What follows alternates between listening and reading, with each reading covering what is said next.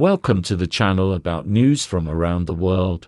While you subscribe and like it, we're going to start. After the visit of a delegation from Palestine to China perfectly received and with many good words, all eyes are now turned to the forthcoming trip of the Israeli Prime Minister, Netanyahu, who has been invited by Beijing.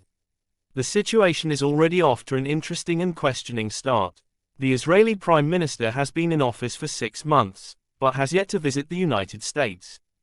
Now, by traveling to China before America, he risks displeasing the Americans and being criticized.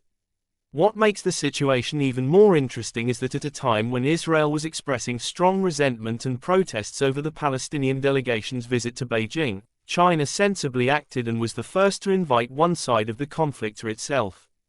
Israel is now faced with a dilemma. Refusing the invitation would be unpleasant, while accepting it might imply that China has full control of the process and chooses the parties as it sees fit. As you know, there is one golden rule in politics. If it doesn't work out the way you planned, start pretending that's how you planned it, as it turned out in the end.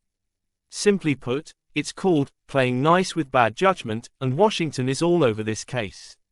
Our State Department spokesman Vedant Patel tried not to grind his teeth too loudly in fury when he said that America did not care that their oldest ally in the region would first go to China instead of the US. I think it is important not to get hung up on such things as consistency and choreography. It is more important to remain focused on the essence of the issues, and the essence is that we are in direct contact and constant engagement with our Israeli partners, he said. Netanyahu's visit to China has thus become an object of international interest and observation. The interaction between Israel and China during this visit could have a significant impact on the further development and dynamics of the Middle East conflict.